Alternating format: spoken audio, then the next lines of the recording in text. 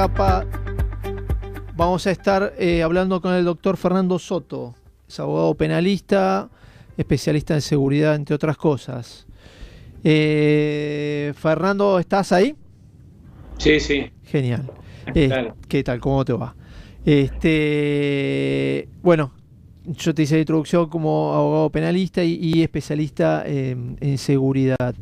No sé, yo sé que tomaste conocimiento justamente de de alguna manera, de la denuncia que hizo el juez de la Corte Suprema de Justicia de la Nación, que han comprado líneas en nombre de ellos, por supuesto, sin la propia autorización, sin haber sido ellos justamente quienes han solicitado estas líneas, los efectos de inventarles conversaciones, y así indilgarle algún tipo de delito. Sí, esto ya viene repitiéndose hace tiempo. No es la primera vez que hay una invasión a la intimidad de nada más y nada menos de magistrados, Tal cual. en cosas muy relevantes. Uh-huh. También le hicieron lo mismo, le hackearon el teléfono a los jueces que condenaron al vicepresidente de la Nación. Así es. Y también al ministro de Seguridad de la Ciudad de Buenos Aires, Alessandro. Tal cual. Solamente lo que estamos nombrando es algo terrible, que sería un escándalo nacional en cualquier país. Es verdad. Y esto habla de varias cosas. Primero, de la falta de seguridad en medios que hoy son todos. Nosotros estamos hablando ahora a través de redes sociales, estamos hablando a través de sistemas informáticos. Tenemos tu computadora, yo tengo mi teléfono, mi computadora, de modo que si alguien accede a los dispositivos puede alterar tu identidad y el mío. ¿Sabes qué? Se corta un poco, Fernando. Yo no sé si es el teléfono que está medio lejano o no, pero se intercorta tu conversación. No, Sí, no sí. la imagen, la imagen está perfecta. Uh-huh. Tengo buena señal, no sé. Ahí, a ver, ahí va mejor.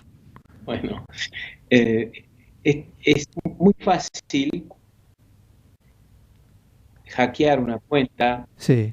hackear un teléfono. Tengo muchas causas de gente que le han invadido, le han robado, le han vaciado la cuenta, que le han afectado las redes sociales, simplemente sacando un chip que tienen que hacer, responder 3 preguntas muy sencillas de datos que se sacan de internet. Por ejemplo, si yo te busco en la FIP, pongo tu nombre, sí, seguramente va a salir el número central es el DNI, y sin pagar un servicio como el Veraz, que te da más datos, te da el domicilio actualizado en la FIP. Es verdad.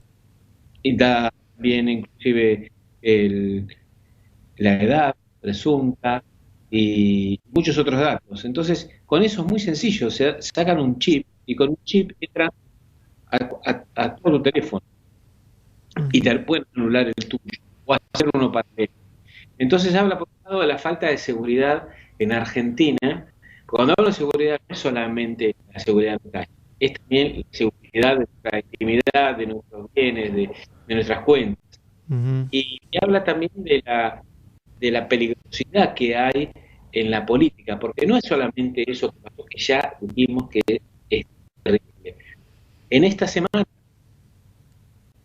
se dieron cuenta que se llevaron 82 declaraciones juradas de jueces. Sí. Y no fue esto fue en los últimos 6 meses. Tal cual. Y eso se reservan en el Consejo de la Magistratura. Uh-huh. Es un lugar que debería estar muy custodiado. Tal cual. Y sin embargo se los llevaron. O sea, hay empleados y hay cámaras, debería haber una seguridad muy estricta, ¿no? Seguro si vos estás en una oficina, hay de control de seguridad, la baja que controla. ¿Cómo puede ser que se roben las declaraciones juradas de los jueces? Y luego, ¿para qué lo hacen? No están robando plata, ¿eh? No están robando ya una cuenta bancaria, están robando información muy sensible. Muy delicada. Claro, evidentemente para presionar a los jueces. Obvio. Lo que hace que Sí. los jueces que fueron buscando son los jueces que dictaron sentencias sensibles para la política. Ujú.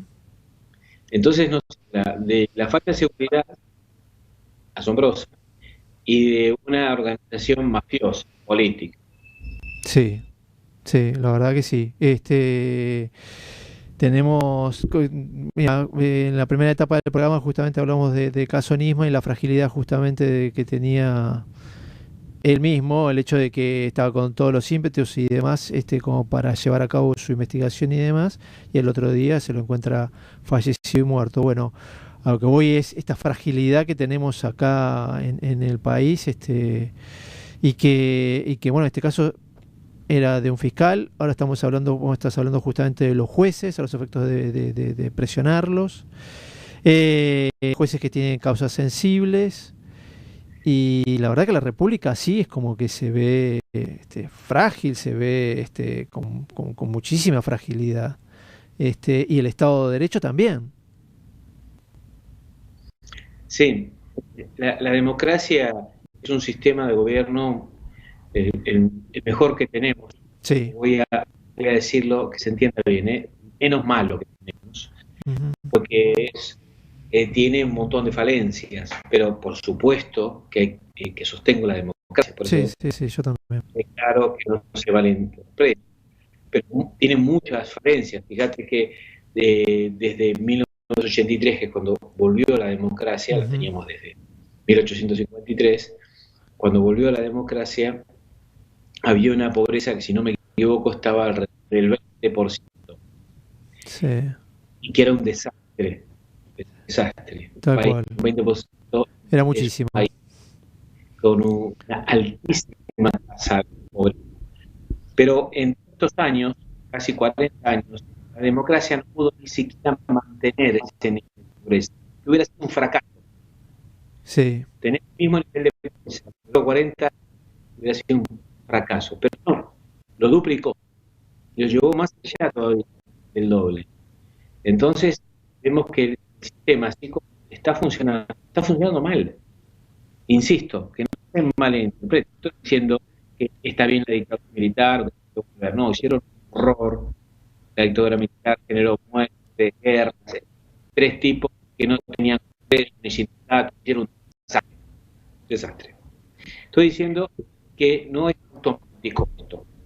Hace falta que se integren personas y con criterio. Claramente no está pasando. No está pasando.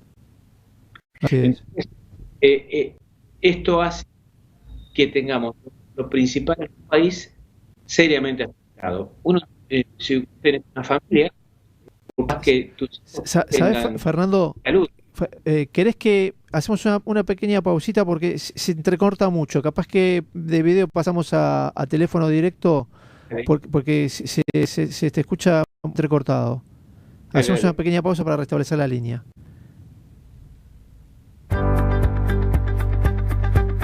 Llamalo sin...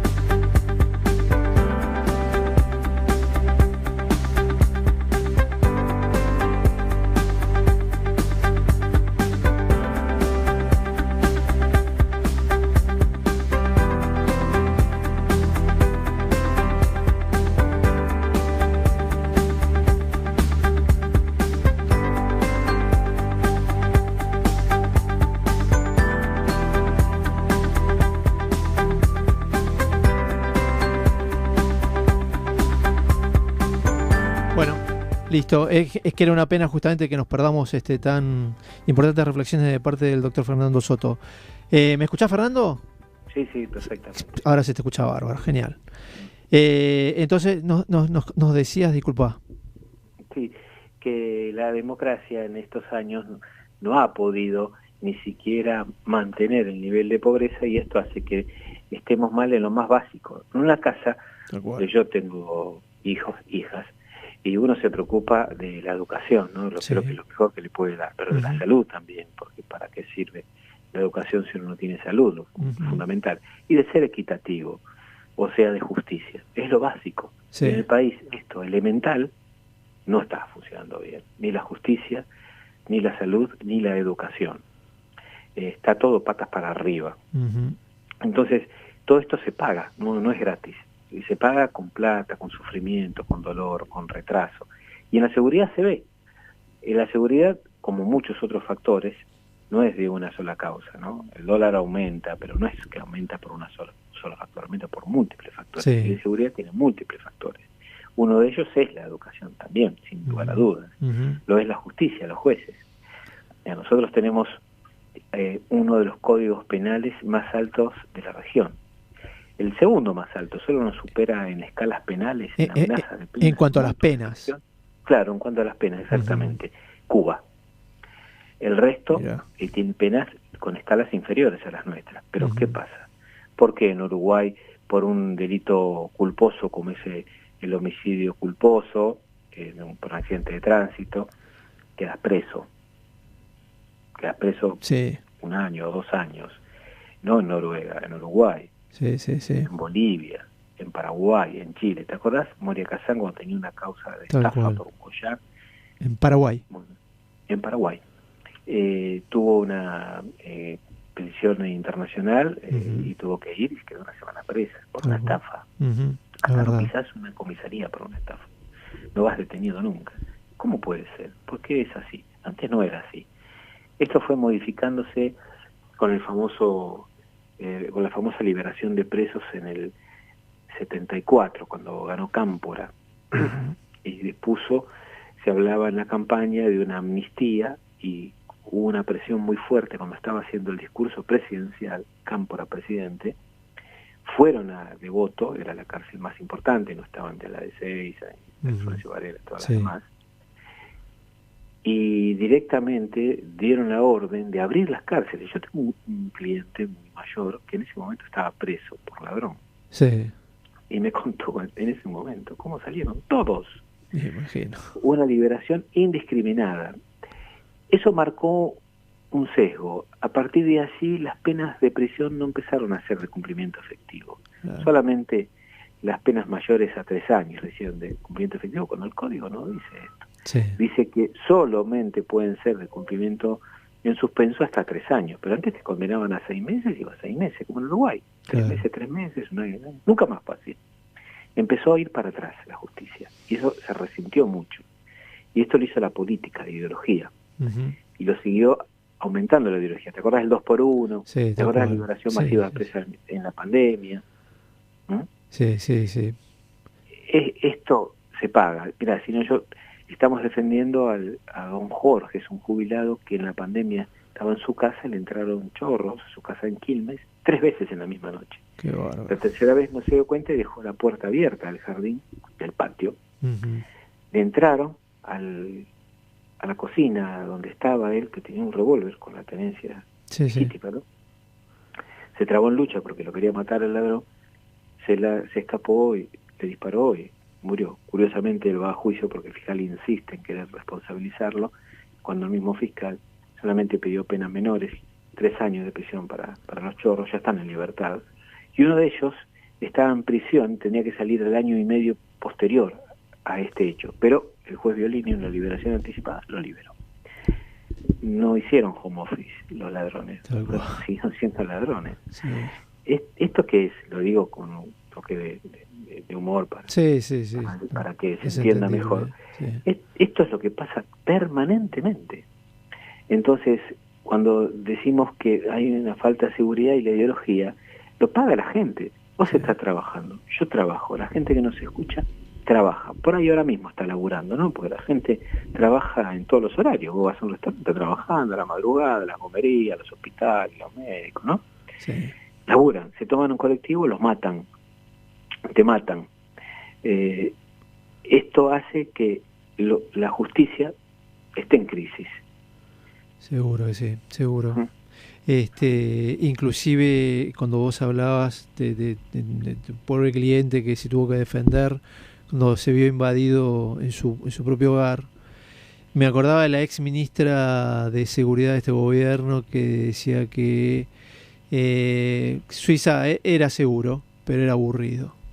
Sabrina Frederick. Sí, exactamente, pero decía que era aburrido. Decía, a ver, el valor entretenimiento contra el valor seguridad de la persona, tanto de sus valores como de sí misma, de su propia vida. La verdad que no son comparables, ¿no? No. Aparte, yo no conozco Suiza, pero tengo amigos suizos y gente que va a Suiza y viaja. María Kodama siempre viajaba a Suiza, sí, abogado de amigo, y no está lejos de ser aburrido Suiza, No son aburridos. No son aburridos. Es gente muy piola, muy inteligente. Pero ponele por un momento que decía aburrido pero segura. Decís, bueno, salgo de casa, llego a casa y no me van a robar, llego seguro, gozo de mi vivienda con tranquilidad. Los traslados de a donde me tenga que ir, ya sea al trabajo o cualquier otro lugar, lo hago con la misma tranquilidad, sin estar mirando para atrás o escondiendo algo y con la intranquilidad de saber que me van a robar cuando salgo a trabajar o a tomar el colectivo.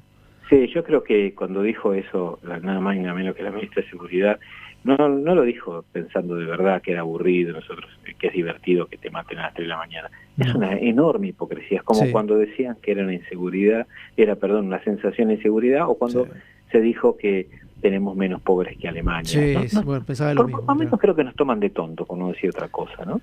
Y en realidad también hay una realidad, ¿no? Estos gobiernos causaron tanto daño, sobre todo a la gente que menos posibilidades tiene de resolver su vida económicamente y todo lo demás, porque ser pobre no es ser pobre solamente por no tener plata, sino por todas las carencias que eso implica. Tal cual. Una salud con menor posibilidad de atención, una educación con menos posibilidades de acceso, muchas cosas, no es solamente lo económico.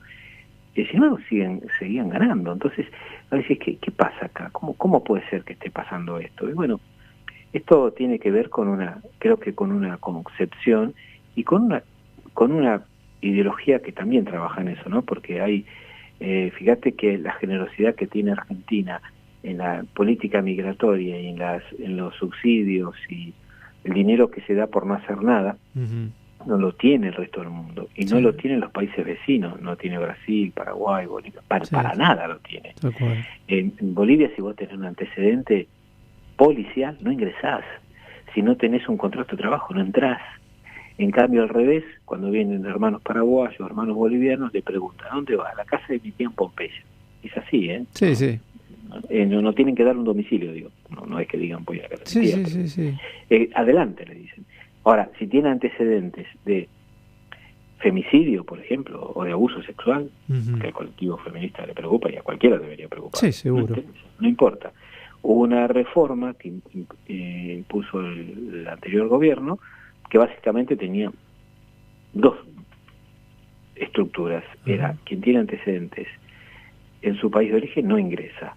Quien comete delito en Argentina se tiene que ir del país. Como sucede en Chile, Argentina, en Paraguay, acá no. Entonces eso tiene un correlato, porque todo eso genera votos cautivos. Sí, es verdad. No por nada el gobierno sacó casi el 80%, más del 80% de las cárceles. Sí. Que entre paréntesis no tenían que votar, porque la ley prohíbe, interdicta el derecho a voto con una pena determinada. Y se cortó. Bueno, ya que aclaramos, quien está preso, evidentemente se le reduce una cantidad de derechos. El primero justamente es el derecho a la libertad de tránsito, y otras libertades. entre ellas justamente la de poder votar. Bueno, todo eso se fue de alguna manera modificando, todo eso se fue relajando de alguna forma y bueno, nada, hoy estamos con este tipo de situación, que hace que, como bien transmitía el colega, que se fue relajando todo. Estamos de vuelta con Fernando ahora. Fernando, ¿estás ahí? No, estás ahí. Hoy venimos medio accidentados. Y la verdad es esa, que ahora sí de vuelta. ¿Estás ahí, Fernando? Sí, sí. Sí. No, Sí, decía que los presos tienen reducida una cantidad de derechos, o sea, a la hora de estar presos. La libertad de tránsito y otras libertades, entre ellas justamente la de poder votar. Y sin embargo, todo esto se fue modificando. Sí, sí, no solamente eso se fue modificando. Por ejemplo, han reclamado derechos laborales por trabajar y vacaciones, y un sueldo y un ingreso. Y el sueldo que le atribuyeron es muy superior al ingreso de un jubilado que aportó toda su vida. Claro. Y encima, por la ley penitenciaria y el sistema de ejecución nacional, debería destinarse una parte de los ingresos a la indemnización a la víctima. No se cumple nada de esto. Está todo al revés, todo desvirtuado. Entonces, que trabajen los presos me parece genial, y de hecho en todas las cárceles donde hay trabajo baja estadísticamente todos los motines y los alzamientos, en todos. Pero hay una política en donde se restringe el trabajo a los internos y se los maneja de este modo, ¿no? Donde hay alguien como los subsidios, ¿viste? Que se los dan a alguien que los gerencia. Sí, ¿no? tal cual. Bueno, ahí Sí, también sí, pasa algo así. Esto es terrible, porque se desvirtúa todo. ¿Cómo puede ser que un jubilado labura toda la vida, no cometió delitos y gane más un preso que cometió un delito? Tal cual. O sea, vamos a distinguir las cosas. Está bien que trabajes, está perfecto, pero ahora, si cometiste delito y tenés un ingreso, tiene que ser por lo menos la mayor parte destinada a compensar a la víctima. Sí, así es. Claro. Y ya que estás, recién hablaba justamente que varias patas justamente hacen a la seguridad. Una de ellas es la educación. ¿Qué mensaje se le puede dar justamente a un chico de bajos recursos y demás con respecto a esto? El mensaje educativo es y mirá, si delinquís vas a estar mejor que un jubilado. Siempre y cuando, bueno, salgas bien justamente de ese delito. Me refiero bien, que no es herido ni nada de eso, pero si estás adentro de la cárcel porque tenés que cumplir porque cometiste un delito y encima te pagan bien, y después cuando salís te vas con un dinero que no pensabas obtener, no es bueno el mensaje. No, es peligroso, porque lo que está sucediendo es que la cultura de trabajo que tenían nuestros abuelos, nuestros padres, se está perdiendo. Porque en estos núcleos trabajar no es un valor. El que trabaja, ellos lo denominan como un gil. Sí. Porque trabaja, se rompe el lomo y no tiene un mango. Y ellos salen de caño, es decir, con un arma a robar, y enseguida tienen plata en el bolsillo. Mi abuela decía, fácil entra Fernando, fácil se va. Solo se valora lo que se obtiene con esfuerzo. Sí. Y como no lo obtienen con esfuerzo, eso se despilfarra rápidamente. Esto hace que haya una descultura del trabajo, que el trabajo no esté valorado. No. Y esto es grave, ¿eh? Sí, seguro que sí. También, claro. Sí. De hecho, con los subsidios hay muchas empresas que no consiguen empleados, por ejemplo, para la cosecha, en la construcción, no, porque tienen ingresos, cabeza de familia, la ama de casa, los hijos, y ganan mucho más que trabajando, ¿no? Sí, o tienen el temor de perder justamente esos ingresos que les da el Estado subsidiado por una cosa o por negro, otra. No quieren tampoco, porque total no pretenden más. Es terrible. Sí. Y esto no es inocente, no es ingenuo, se hace deliberadamente así. No es que se hace para que presten un servicio, para que mejoren, para que tenga dignidad. No me interesa eso. Me interesa tenerlo captado políticamente. Tal cual, es verdad. Y como bien vos dijiste recién, utilizaste un término de dignidad, porque el trabajo justamente hacia eso, ¿no? A la dignidad humana, el padre y la madre que puedan llevar el pan a su casa, a su mesa, y fruto justamente de ese esfuerzo, y transmitirle ese ejemplo a los chicos que están educando. Y con un país que tenemos un 42% o más de pobreza, o sea, la mitad del país prácticamente pobre, es grave. Claro, sí, que es grave, es gravísimo, porque fíjate lo que estamos hablando, hay 10 chicos, la mitad son pobres. Sí, y con el aumento que hay, que va a seguir habiendo, mira, el otro día hablaba con unos policías que nos estaban consultando, y yo dije, bueno, ¿cuánto van ustedes? 200.000. Dice, no, ojalá ganan, creo que sin los adicionales, 80.000 pesos. Claro, por debajo de la línea de carencia absoluta, ya no de pobreza. Sí, y es un policía que estudió, hizo un curso, le tomaron exámenes, lo aprobaron, que encima el Estado le da la fuerza pública, le da armas. Tal cual. Mirá cómo están. Esto es... Y cada mes está peor. Sí, porque cada vez, claro, el sueldo es el mismo y no le alcanza para reclamar, para ir y no pueden reclamar, no pueden hacer huelga, no pueden hacer nada.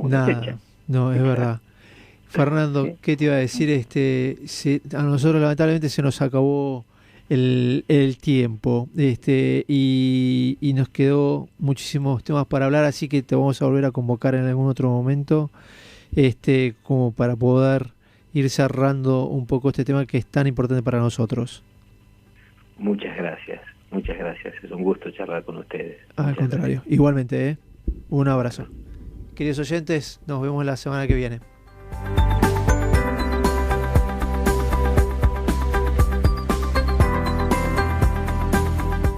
Sónica Más, transmitiendo desde Buenos Aires, vía internet hacia todo el país y el mundo. Sónica Más, con estudios ubicados en Avenida Callao 194, Cava. Sónica Más, una radio del Grupo Sónica.